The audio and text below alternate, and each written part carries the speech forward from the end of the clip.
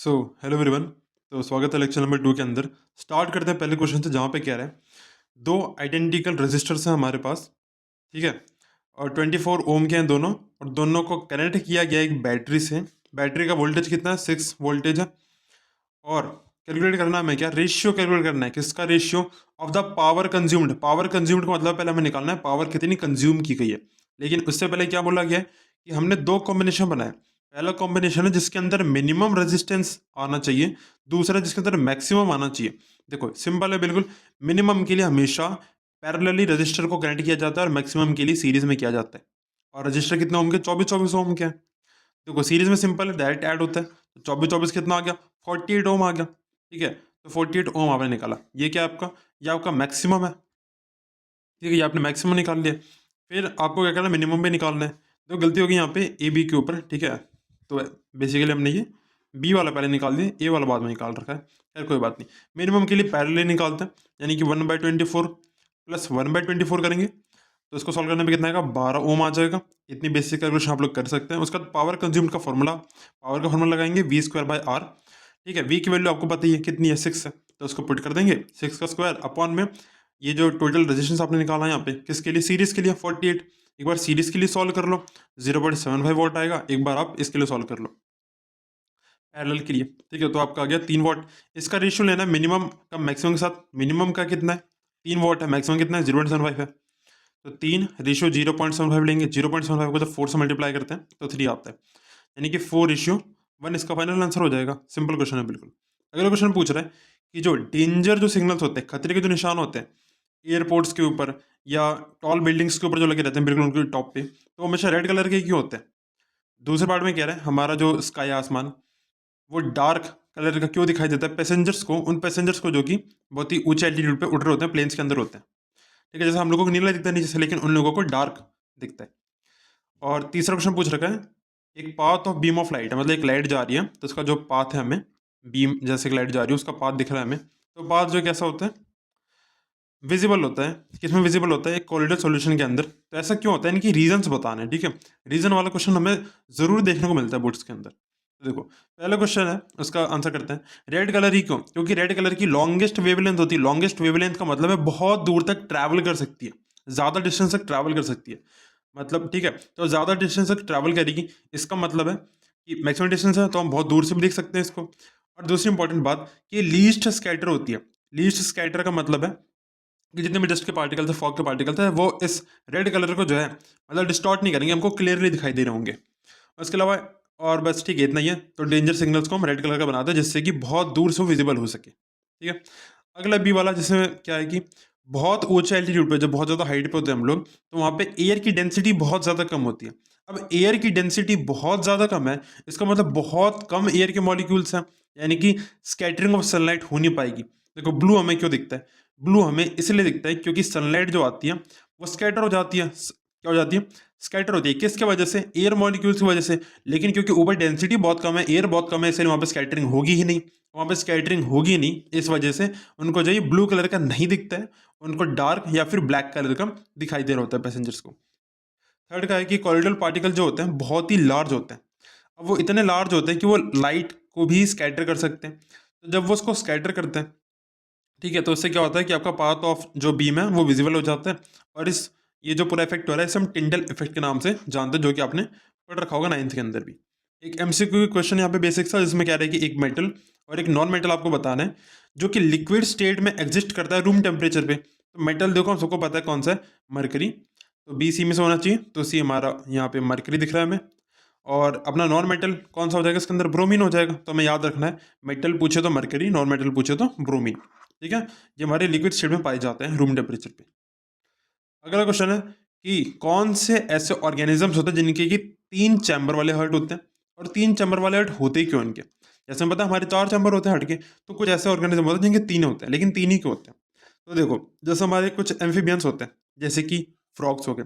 और मैक्सिमम जो रेप्टाइल्स हैं, सिर्फ क्रोकोडाइल को छोड़ के, क्रोकोडाइल को काउंट मत करो, इसको छोड़ के जितने भी रेप्टाइल्स हमारे, सबके 3 चैम्बर के हर्ट होते हैं। इसके पीछे का रीजन है कि पहले तो उनकी मेटाबॉलिक नीड बहुत कम है। मेटाबॉलिक मतलब जो भी उनकी बॉडी के अंदर प्रोसेस चलते रहते हैं, जैसे हमारी बॉडी के अंदर सेल्स दुनिया भर के, राइट? तो हमें बहुत सारी एक्टिविटी करनी है, डाइजेशन करना है, हमें एक्सक्रीशन करना है, एब्जॉर्प्शन करना है, तो बहुत कुछ करने के लिए हमें मेटाबॉलिक एक्टिविटीज़ बहुत ज़्यादा है हमारे अंदर, पर उनके अंदर बहुत कम है या मॉडरेट के बराबर है। इस वजह से उनको जो है complete separation of oxygenated and deoxygenated blood नहीं चाहिए होता है। जैसे हम लोगों को तो कंप्लीट सेपरेशन चाहिए, पर उनको कंप्लीट सेपरेशन नहीं चाहिए होता है। और उनकी में होता क्या है कि दो आर्टरी होती है और एक वेंट्रिकल होता है। तो उनका जो सिंगल जो वेंट्रिकल है, एक ही वेंट्रिकल जो है वो पार्शियल मिक्सिंग ऑफ ब्लड करता है, जो कि उनके सर्वाइवल के लिए सफिशिएंट है। ठीक है, इसीलिए उनका 3 चैम्बर हार्ट से काम चल जाता है। अगला क्वेश्चन है, एक इलेक्ट्रिक आयरन है जिससे कि आप कपड़े वगैरह आयरन करते हैं, तो वो एनर्जी कंज्यूम करता है कितने पे, 880 वॉट पे। ठीक है, जब उसको मैक्सिमम रेट पे इस्तेमाल किया जाता है, यानी हीटिंग करता है। पता है इलेक्ट्रिक आयरन गर्म होता है हमारा, तो जब वो मैक्सिमम गर्म होगा, जितना हो सकता है मैक्सिमम गर्म होगा, तो वो 880 वॉट कंज्यूम कर रहा होगा। ठीक है, एनर्जी को। उसके बाद कह रहा है जब उसको हम हीटिंग करते हैं मिनिमम पे, जब वो मिनिमम कर रहा होगा तो 330 वॉट कंज्यूम कर रहा होगा। अगर सोर्स का वोल्टेज जहां से हम इलेक्ट्रिक आयरन को प्रोवाइड करा रहे हैं वोल्टेज, वो 220 वोल्ट है, तो आपसे पूछ रहा है आपको कैलकुलेट करना है करंट और रेजिस्टेंस दोनों केसेस के अंदर। ठीक है, और क्या कह रहा है कि heating effect of electric current होता है क्या ये बताओ, और साथ साथ पूछ रहा है कि एक एक्सप्रेशन बनाओ, एक्सप्रेशन मतलब कोई इक्वेशन बनाओ जिससे कि हम अमाउंट ऑफ हीट को निकाल सकें जब करंट को पास किया जाता है किसी भी रजिस्टर से कुछ समय के लिए। तो इसकी एक्सप्रेशन भी आपको बतानी है। बेसिकली आपको हीटिंग इफेक्ट की ही इक्वेशन यहाँ पे बतानी थर्ड पार्ट के अंदर। तो देखो पहले पार्ट के अंदर क्या बोला, करंट निकालना है, तो करंट कैसे निकालेंगे, करंट का फॉर्मूला पता है, I equal to power by voltage कर लेंगे, है ना, जो भी कंज्यूम कर रहा है एनर्जी वो। रेजिस्टेंस के लिए क्या करेंगे, बी स्क्वायर बाय आई कर लेंगे। ठीक है, तो यहाँ पे 1 का मतलब है कि हम पहले वाले केस के लिए देख रहे हैं यानी 880 के लिए, और यहाँ 2 हमने लिखा है तो 2 का मतलब है कि सेकंड वाले केस के लिए देख रहे हैं जो कि 330 वोल्ट है। सिंपल है बिल्कुल। तो करंट का फॉर्मूला हम यूज करेंगे यहाँ पे। पावर कंज्यूम कितनी करा, 880 डिवाइड बाय वोल्टेज के 220, इसको यार सॉल्व करोगे तो आपका ये 4 टाइम्स यानी कि 4 एम्पियर आ गया। रेजिस्टेंस के लिए उत्पुट करोगे 220 का स्क्वायर और नीचे 880 सॉल्व करने में 55 ओम आएगा, इसको सॉल्व करके देख लेना। मिनिमम हीटिंग पे करेंगे तो यार ये आपका 1.5 एम्पियर आएगा करंट यहाँ पे, और रेजिस्टेंस यहाँ पे निकल के आपका 146.6 समथिंग आ रहा होगा, जो कि आप उसको 147 ओम में लिख सकते हैं। ठीक है, तो ये आपने निकाल लिया। अगले बार ने पूछा कि heating effect of electric current क्या होता है। देखो heating effect of electric current ऐसा फेनोमेनन है जिसके अंदर आपकी इलेक्ट्रिकल एनर्जी जो है हीट एनर्जी के अंदर कन्वर्ट हो रही होती है जब इलेक्ट्रिक करंट फ्लो करता है किसी भी कंडक्टर से। तो होता क्या, इलेक्ट्रिक करंट जो फ्लो कर रहा है, अब फ्लो करने से क्या होगा, देखो हमारे जो भी एलिमेंट है उसकी रेजिस्टेंस ज़्यादा है, रेजिस्टेंस ज़्यादा होने की वजह से जो करंट इजीली पास नहीं कर पाएगा और उसके चार्जेस आपस में क्या करेंगे, कोलाइड करेंगे। उससे क्या होगा कि आपकी हीट जनरेट होगी, क्या जनरेट होगी, हीट जनरेट होगी, जो कि आपके लिए यूजफुल भी हो सकती है और कुछ केसेस के अंदर बेकार भी हो सकती है। पर आपको उससे फर्क नहीं पड़ना, अभी आपको सिर्फ ये जानना है कि heating effect of electric current होता क्या है। ठीक है, तो इसकी डेफिनेशन आपको अच्छे से याद रखनी है जो कि जूल लॉ ऑफ हीटिंग के अंदर है। और थर्ड पार्ट में इसकी इक्वेशन पूछी है, तो इक्वेशन क्या होती है, H equal to I square R T. H क्या होती है, आपकी हीट प्रोड्यूस, जो आपको निकालनी है। ठीक है, आई क्या होता है, आई आपका करंट होता है, करंट का स्क्वायर, आर आपका रेजिस्टेंस है, और टी फॉर आपका टाइम जो कि सेकंड्स के अंदर कैलकुलेट होता है। अगला क्वेश्चन कह रहा है human beings are most adversely affected by the biological magnification. तो ह्यूमन बींग्स जो होते हैं वो बायोलॉजिकल मैग्निफिकेशन की वजह से सबसे ज्यादा उनको नुकसान पहुंचता है। तो इसके पीछे का कारण बताने की ऐसा होता है क्यों है। और दूसरा पूछ रखा है कि ordinary washing of the edibles, edibles मतलब होता है जो भी खाने योग्य चीज होते हैं हमारे लिए। ठीक है, तो जब आप ऑर्डिनरी वॉशिंग करते हैं सब्जी वगैरह की, फ्रूट्स की, तो उससे क्या होता है कि इस बायोलॉजिकल मैग्निफिकेशन का असर कम नहीं होता। इसके पीछे का रीजन क्या है, तो देखो यहाँ पे बात क्या है, पहले समझते हैं बायोलॉजिकल मैग्निफिकेशन होता ही क्या है। तो ऐसा मान के चलो जैसे पानी है, ठीक है, पानी के अंदर कुछ आपके हार्मफुल सब्सटेंस है। अब वही पानी जो है प्लांट के पास जाता है, तो प्लांट के अंदर भी खुद से पहले से कुछ होंगे हार्मफुल सब्सटेंस, तो वो ऐड हो गए और वाटर का भी ऐड हो गया। प्लस मान लेते हैं कोई प्लांट था, जैसे एक्वेटिक प्लांट है पानी के अंदर कोई सा, ठीक है, तो उसको क्या हुआ, उसको किसी फिश ने खाया, तो फिश के अंदर भी कुछ पहले से सब्सटेंस था जो कि खराब था, यानी और एडअप हो गया। अब बड़ी मछली ने छोटी मछली खाया तो और एडअप हो गया। अब ह्यूमंस ने उस बिग फिश को खाया, क्योंकि हम लोग जो ह्यूमंस हैं वो ट्रॉफिक लेवल के अंदर सबसे टॉप पे आते हैं। We are at the highest trophic level in a food chain, हम सब कुछ खा सकते हैं। ठीक है, क्योंकि इंसान भी एक प्रकार का जानवर है, यानी कि मैक्सिमम जो पॉइजन वाली चीज़ें हैं वो ह्यूमंस के अंदर ही आ रही हैं। ये सिर्फ कॉन्सेप्ट है, ऐसे आप नहीं भी लिखोगे तो चल जाएगा। इस प्रकार से हमारा बायोलॉजिकल मैग्निफिकेशन बढ़ता है। बायोलॉजिकल मैग्निफिकेशन का मतलब है कि आपका जो है कंसंट्रेशन, कंसंट्रेशन किसका, आपके हार्मफुल और टॉक्सिक सब्सटेंसेस का बढ़ता रहता है, इंक्रीज करता है हर एक लेवल पे फूड चेन के अंदर। और ह्यूमंस के अंदर सबसे ज़्यादा मैक्सिमम अमाउंट पाया जाता है, क्यों, क्योंकि हम लोग सबसे टॉप पे आते हैं। ये इसके पीछे का रीजन है। सिंपल सा क्वेश्चन, बायोलॉजिकल मैग्निफिकेशन हमको अच्छे से पता होना चाहिए। देखो दूसरा क्वेश्चन पूछा था इसी के अंदर ही कि ऑर्डिनरी वॉशिंग से काम क्यों नहीं चलेगा। देखो हम ऑर्डिनरी वॉशिंग करते हैं, उससे बायोलॉजिकल मैग्नीफिकेशन का इफेक्ट कम नहीं हो सकता, क्योंकि हार्मफुल केमिकल जो होते हैं वो एब्जॉर्ब हो जाते हैं, और एब्जॉर्ब होकर कहाँ एब्जॉर्ब होते हैं, प्लांट की टिश्यूज के अंदर तक पहुंच जाते हैं। टिश्यूज के अंदर की चीज़ों को आप सिर्फ बाहर से धो के तो निकाल नहीं सकते ना, इसलिए सिर्फ सरफेस से वॉश करने से ये काम नहीं हो पाता हमारा।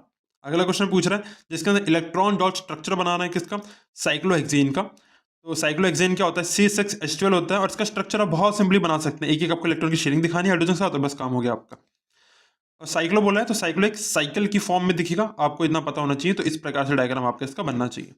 ब्यूटेन पूछ रखा है, ब्यूटेन हमारा C4H10 होता है, और बहुत सिंपल सा डायग्राम है इसका। इसका क्वेश्चन कई बार स्ट्रक्चर का भी आ जाता है कि इसका और भी स्ट्रक्चर आपसे पूछ लेता है एग्जाम के अंदर, तो इसको आपको अच्छे से प्रैक्टिस करना है ब्यूटेन को, ठीक है। एक तो आप यही बना देंगे, और दूसरा आप चाहे तो मतलब आगे हम डिस्कस करेंगे उसको, ठीक है, जो भी है। आगे देखते हैं अगला एमसीक्यू है यहाँ पे, कह रहा है कि इलेक्ट्रॉन डॉट स्ट्रक्चर पूछ रखा है क्लोरीन का, क्लोरीन मॉलिक्यूल का, ठीक है। तो देखो क्लोरीन मॉलिक्यूल जो होता है वो कभी भी अकेला एग्जिस्ट नहीं करता है, तुम्हें पता ही है। तो ये रहा क्लोरीन, ये रहा क्लोरीन। क्लोरीन को क्या करना होता है, क्लोरीन को एक सिंगल पेयर ऑफ इलेक्ट्रॉन को शेयर करना होता है, ठीक है। तो यहाँ पे सिंगल सिंगल शेयर कर रहा है, एक एक शेयर कर रहा है यहाँ पे, तो ये हमारा सी आंसर हो जाएगा। अब देखो मैं क्या करता है यहाँ पे, हाँ जैसे ब्यूटेन है, ब्यूटेन के और भी स्ट्रक्चर के जो क्वेश्चन है, ठीक है, कोई दिक्कत नहीं है, आगे हम आने वाली सीरीज के अंदर भी इसको कंटिन्यू कर रहे होंगे, तो वहाँ पे कवर कर लेंगे इसको। आगे बढ़ते हैं।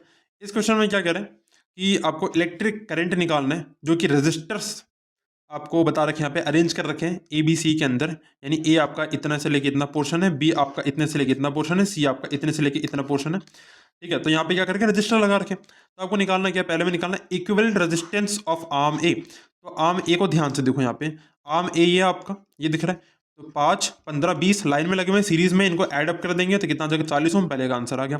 दूसरे में पूछ रहा है इक्विवेलेंट रेजिस्टेंस निकालना है आपको पैरेलल कॉम्बिनेशन का बी और सी का। तो पहले क्या करो, पैरेलल कॉम्बिनेशन दिख रहा है यहाँ बी और सी का, ये बी और सी का दिख रहा है, तो बी का टोटल कितना आएगा, बी का टोटल है 30, सी का टोटल है 60, है ना, जोड़ लो इसको, इसको जोड़ लो।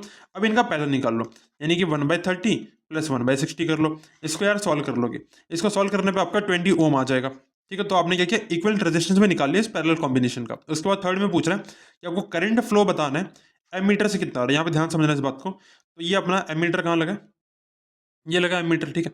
अब इससे करंट फ्लो कर रहा है, तो करंट फ्लो कितना कर रहा है हमें ये बताना है। अब करंट फ्लो जब कर रहा है तो आपको समझना पड़ेगा, देखो यहाँ से कितना कर रहा था, यहाँ पे हमने ओवरऑल निकाला तो आया अपना 40, ठीक है। और यहाँ पे हमने इसको पैरेलल को सॉल्व किया, तो सॉल्व करने से हम इसको एज अ सिंगल बोल सकते हैं, ठीक है। तो यहाँ पे कितना आ रहा है, यहाँ पे आपका आ रहा था 20, हमने सॉल्व किया यहाँ पे 20 पैरेलल के लिए, कॉम्बिनेशन के लिए, ठीक है। तो इधर 40 है और इधर ये 20 है, तो इस पूरे में कितना दौड़ रहा है, इस पूरे में अगर आप देखेंगे इस पूरे सर्किट के अंदर, तो आपको 40 और 20 यानी कि 60 ओम रन कर रहा है ना। तो I equal to V by R, voltage आपका कितना है, 6 वोल्ट का वोल्टेज है, तो 6/60 करेंगे जो आपको 0.1 एम्पियर का करंट निकाल के दे देगा इजीली। अगला क्वेश्चन जिसमें कह रहा है कुछ सॉल्ट्स हमारे पास जैसे कि YCl NH4X और ZCO3 है। तो पहले क्वेश्चन पूछ रहा है आपसे कि पीएच क्या होगा इस सॉल्ट सॉल्यूशन का, अगर YCl के अंदर Y जो है सोडियम है, YCl के अंदर Y क्या है, सोडियम है, तो Y क्या है, सोडियम आपका, यानी कि NaCl हो गया आपका, Y की जगह Na लिख दो, सोडियम Na होता है, तो NaCl हो गया, यहाँ पे NaCl हो गया इसकी जगह। अब NaCl बनता कैसे, ये बनता है आपका एक स्ट्रॉन्ग एसिड से और स्ट्रॉन्ग बेस है, तो जब स्ट्रॉन्ग लोग आपस में टकराते हैं तो चीजें बराबर हो जाती है, न्यूट्रल हो जाती है, सामान्य हो जाती है, ठीक है। स्ट्रॉन्ग एसिड कौन सा यहाँ पे आपका HCl है, स्ट्रॉन्ग बेस कौन सा NaOH सोडियम हाइड्रोक्साइड है, इनके कॉम्बिनेशन से आपका NaCl बनता है, ठीक है, सॉल्ट बनता है आपका। अगले पार्ट में क्या रहा है, बी के अंदर अगर सॉल्ट आपका NH4X जो दिख रहा है आपको, X इसके अंदर क्या है, नाइट्रेट है, नाइट्रेट क्या होता है, NO3 होता है, तो इस बार इसी जगह NO3 लिख दो, यानी कि NH4 NO3, बहुत बढ़िया, ठीक है। अब देखना है NH4 NO3 ये जो बना है आपका, ये बनता किससे, तो देखो पे HNO3 क्या आपका एक स्ट्रॉन्ग एसिड है, और NH4OH क्या आपका वीक बेस है, ठीक है। तो इसके कॉम्बिनेशन से क्या बनता है आपका, आपका ये वाला सॉल्ट बनेगा, जो कि अब देखो यहाँ पे स्ट्रॉन्ग एसिड है, वीक बेस है, तो बेस हार जाएगा, और स्ट्रॉन्ग एसिड तो एसिड जीत जाएगा, यानी कि एसिडिक है। अब क्या पूछा है यहाँ पे, कुछ और ही पूछा गया यहाँ पे, ये कौन सा कलर देगा यूनिवर्सल इंडिकेटर का, और क्यों देगा। देखो यूनिवर्सल इंडिकेटर हमें पता है क्या होता है, जो कि हमारा एसिड और बेस को पता करने के लिए काम आता है, तो ये एसिडिक है, इससे आपको हिंट लग गया कि कैसा कलर आना चाहिए। अब आप कमेंट बताएंगे कौन सा कलर आएगा और क्यों आएगा, ठीक है। थर्ड पार्ट के अंदर पूछ रहे हैं कि क्या चेंज होगा कलर के अंदर अगर एक ब्लू लिटमस सॉल्यूशन को हम क्या करते हैं, उसको ऐड करते हैं, ठीक है, और मतलब इसमें ऐड करते हैं, और जेड क्या है आपका, पोटेशियम है, तो जेड पोटेशियम है, तो यानी कि क्या हो गया आपका, पोटेशियम लिख लो, यानी कि ये क्या आपका K2CO3 है, ठीक है। तो इसके अंदर क्या आपका, ये कैसे बनता है आपका, ये आपका एक स्ट्रॉन्ग बेस पोटेशियम हाइड्रोक्साइड, और एक आपके वीक एसिड से बनता है, तो अगर देखो स्ट्रॉन्ग बेस है वीक एसिड है तो जीता कौन यहाँ पे, स्ट्रॉन्ग बेस है तो बेस जीत गया, यानी कि बेसिक। कैसे नेचर का है, बेसिक नेचर का है, इतना समझ में आ गया। अब बेसिक नेचर का है तो ब्लू लिटमस किस कलर में चेंज होगा, खुद सोच के बताओ, कमेंट करो। देखो ब्लू है तो शायद चेंज नहीं होना चाहिए, क्यों चेंज नहीं होगा वो भी बताना कमेंट के अंदर। अगले क्वेश्चन में देखो, इसमें कह रहा है कि magnification produce when an object is placed at a distance of 20 centimetre. तो 20 सेंटीमीटर की दूरी पे एक ऑब्जेक्ट को जब रखा जाता है तो वो एक मैग्निफिकेशन देता है +1/2 का। देखो प्लस का मतलब है कि कॉनकेव मिरर है, इतना समझ में आ गया। यू हमारा ऑब्जेक्ट का डिस्टेंस होता है, वी हमारा इमेज का डिस्टेंस होता है। तो हमसे कह रहे हैं कि अब ऑब्जेक्ट को कहाँ रखें जिससे कि मैग्निफिकेशन 1/3 हो जाए, यानी मैग्निफिकेशन कम हो जाए, रिड्यूस हो जाए, कम होकर +1/3 हो जाए। 1/2 से 1/3 बनाना है तो पहले क्या करेंगे, पहले हमें कुछ चीज़ें निकालनी पड़ेंगी, जैसे क्या इमेज का डिस्टेंस निकालना पड़ेगा। कैसे निकालेंगे, देखो यू हमें पता है कितना है, -20 मीटर है। क्यों, क्योंकि देखो यार मिरर के सामने जो भी रखते हैं उसको हमेशा नेगेटिव लेते हैं, यानी कि ये कि आपका ऑब्जेक्ट है, ऑब्जेक्ट आपका 20 सेंटीमीटर पर रखा है ना, तो हमने इसको ले लिया, सेंटीमीटर होगा यहाँ पे, ठीक है। और मैग्निफिकेशन का फॉर्मूला हमको पता है, -v/u होता है। अब मैग्निफिकेशन की वैल्यू देखिए +1/2, तो उसको पुट करो +1/2 इक्वल टू -v1/, अब u की वैल्यू क्या है उसको पुट करो, -20 है, -20 माइनस से माइनस कट गया, तो v1 आपका कितना आ गया, v1 बराबर 10 आ गया। ठीक है, v1 की वैल्यू कितनी आ गई, 10 आ गई। बहुत सिंपल था ये। अब देखो यहाँ पे, ये देखो कट गया ना, 2 से 10 पे कट गया, तो इधर 10 जाएगा तो 10 ही वैल्यू आ जाएगी इसकी। अब आपको पता है, अब आपको नई कंडीशन के लिए निकालना है, तो नई कंडीशन में क्या बोला, 1/3 बोला है, 1/3 बन जाना चाहिए। 1/3 कैसे बनेगा, अब देखो यहाँ पे आपने v1 निकाल लिया, v1 कितना निकाला, 10 निकाला, और आपके पास पहले से कितना था ऑब्जेक्ट का, -20 था, यानी कि यहाँ फॉर्मूले पुट करेंगे तो 1/10 प्लस 1/-20, 1/-20 सॉल्व करने में कितना आएगा आपका, ये सॉल्व करने में आपका 20 सेंटीमीटर दे देगा। अब उसके बाद देखो नई कंडीशन क्या करती है, 1/3 रखो, तो 1/3 हमने रखा मैग्निफिकेशन को फॉर्मूले के अंदर, और यहाँ पे v था u था, तो हम यहाँ पे v2 और u2 कह सकते हैं। सेकंड केस के लिए v2 u2 कह सकते हैं। अब देखो इस v2 को मैं क्या लिख सकता हूँ, इसको मैं उधर भेज दूंगा, तो v2 को मैं लिख सकता हूँ -u2/3 लिख सकता हूँ, बिल्कुल लिख सकता हूँ। अब इस फॉर्मूले को ध्यान से देखो, ठीक है, क्या मैं इसके अंदर वैल्यू को पुट कर सकता हूँ, बिल्कुल कर सकता हूँ यार। देखो तो v2 आपका क्या हो जाएगा, -u2/3, v2 आपका -u2/3 है ना, तो v2 की जगह -u2/3 लिख सकते हैं, बिल्कुल लिख सकते हैं, क्योंकि हमें निकालना क्या, हमें तो u2 निकालना है, यानी ऑब्जेक्ट का डिस्टेंस अब कितना रखें हम, ठीक है, जिससे कि हमारी जो मैग्निफिकेशन है उसकी वैल्यू चेंज हो जाए, रिड्यूस हो जाए। अब इसको सिंपली सॉल्व करेंगे, देखो यार ये -u2/3 लिखा है, क्या मैं इसको -3/u2 नहीं लिख सकता और इसको एज इट इज लिख सकता हूँ। देखो नीचे सेम सेम है, तो ऊपर क्या होगा, -3 + 1, जिसको सॉल्व करने पे -2/u2 आएगा। -2/u2 कितना आ जाएगा आपका, 1/20 है ना, तो ये आपका इससे मल्टीप्लाई होगा तो कितना आ जाएगा, u2 आपका -40 सेंटीमीटर आ जाएगा, यानी कि 40 centimetre in the front of mirror रखेंगे आप, ठीक है, 20 से 40 पे रख देंगे। अगला क्वेश्चन यार, रेनबो क्या होता है, तो रेनबो यार एक नेचुरल स्पेक्ट्रम होता है 7 कलर्स का, जो कि आपको बारिश के बाद दिखाई देता है जब इसके अंदर से सनलाइट पास करती है छोटे छोटे वाटर ड्रॉपलेट्स के अंदर से, जो कि एयर में प्रेजेंट होती है। तो इसमें क्या क्या प्रोसेस होता है, पहला होता है रिफ्रैक्शन। रिफ्रैक्शन के अंदर लाइट जो है आपकी वाटर इस ड्रॉपलेट के अंदर एंटर होती है, तो यहाँ पे रिफ्रैक्शन होता है, एंगल का चेंज होता है यहाँ पे, ठीक है।